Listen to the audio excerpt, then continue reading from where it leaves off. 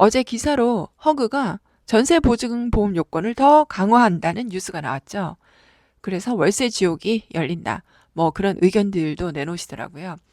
월세 지옥인지는 모르겠지만 저도 월세화 될 거라 생각합니다. 제가 2년 전에 미국 부동산을 취득하려고 달라스 아틀란타 인전을 가보고 느낀 바가 있는데요. 우리나라도 미국처럼 되겠다는 거예요. 전세가 점점 사라지고 인차는 월세화 되겠다는 거. 투자 입장에서는 월세 세팅에 적합한 주택이 더 인기가 많아질 것 같고, 임차인 입장에서는 아무래도 소득 대비해서 월세 부담이 점점 가중되겠다는 거예요.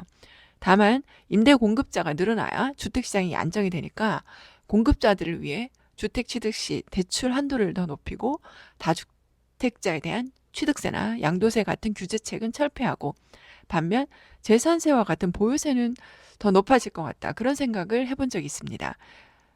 미국 같은 경우는 6억 5천 정도의 집이라면 1년 보유세가 800만 원, 13억 정도의 집이라면 1년 보유세가 1,640만 원 정도 됩니다. 만만치 않죠.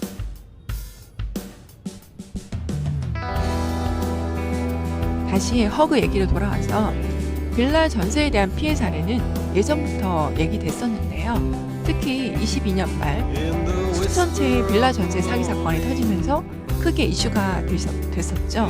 이후로 빌라와 빌라 전세 사기 등의 대대적인 보도로 임차인 입장에서 전세가 보증에 대한 불안감이 많이 커짐을 느낍니다.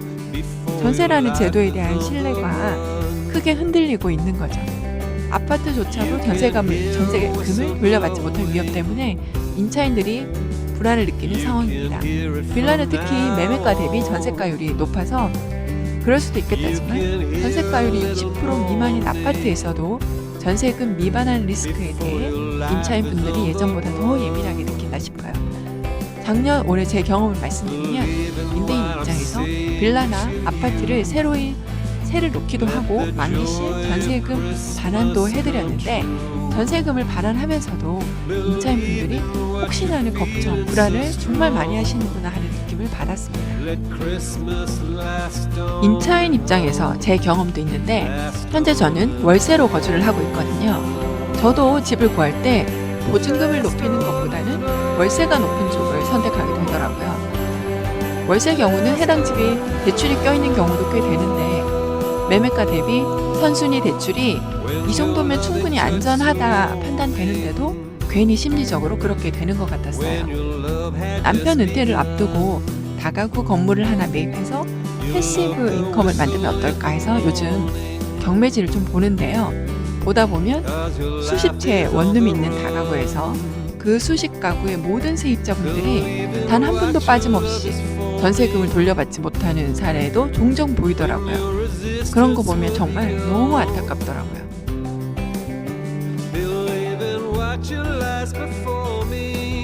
이러한 배경에서 허그가 전세 사기 방지를 위해 전세 보증보험 가입 요건을 강화하는 방안을 내놓았다고 봅니다. 내용은 앞으로 전세 보증보험에 가입하려면 보증금이 공시가격의 112% 이내여야 한다는 겁니다. 쉽게 말해 보장해주는 전세금의 한도를 낮춘다는 뜻이죠. 한도가 원래는 140%, 이것이 126%로 내려왔다가 이제는 112%로 더 내리겠다는 겁니다. 예를 들어 공시가격 기준 1억인 빌라라면 매매가는 1억 5천 또는 2억일 수도 있습니다. 공시가 1억 원의 빌라라면 기존에는 전세금이 1.26, 1억 2,600만 원까지 보증이 가능했지만 앞으로는 1억 1,200만 원까지만 보증한다는 거예요. 이렇게 되면 임차인들은 그 금액까지만, 보증이 가능한 금액까지만 전세 계약을 하려고 할 것입니다. 결국 집주인들은 전세금을 낮춰야 하는 압박을 받게 되겠죠. 표면적으로는 전세금이 낮아질 수 있는 긍정적인 변화처럼 보일 수 있지만 문제는 여기서 끝나지 않습니다. 보증 한도가 낮아지면서 일부 임대인들은 역전세 문제를 맞게 될 거고, 전세금을 반환하지 못하는 임대인은 새로운 전세 사기범이 되게 됩니다. 이렇게 되면 빌라 시장의 투자 매력도 크게 떨어질 것입니다.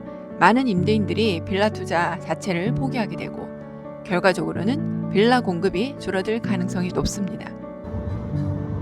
빌라는 사회 초년생들이나 서민들이 상대적으로 저렴한 보증금으로 거주할 수 있는 주거 형태인데, 임대인들이 전세를 포기하고 월세로 전환을 하면 서민들의 주거 옵션이 더 좁아질 수밖에 없습니다. 특히 빌라 전세가 줄어들면 아파트 전세 수요가 증가해 아파트 전세값이 단기적으로 오를 가능성도 있습니다. 그렇지만 궁극적으로는 전세 시장 자체가 축소되면서 우리나라 주거 문화도 미국처럼 월세 중심으로 변할 수 있겠다고 생각됩니다. 전세 보증보험 요건 강화는 전세 사기 방지라는 중요한 목적을 가지고 있습니다. 하지만 이로 인해 임차 시장에 큰 충격을 주면서 선의 임대인, 임차인 모두에게 더 큰 부담을 지게 될 수도 있다는 점에서 신중한 접근이 필요하다 생각합니다. 정부는 전세 사기 방지와 함께 서민 주거 안정을 위한 현실에 기반한 대책을 마련해야 합니다. 그리고 임차인, 임대인 모두 월세와 전세 시장의 변화를 주의 깊게 살피고 상황에 맞는 대안을 준비해야 할 시점이라 하겠습니다. 긴 이야기 들어주셔서 감사합니다. 여러분의 생각도 댓글로 공유해 주세요. 다음에 더 유익한 이야기로 찾아뵙겠습니다.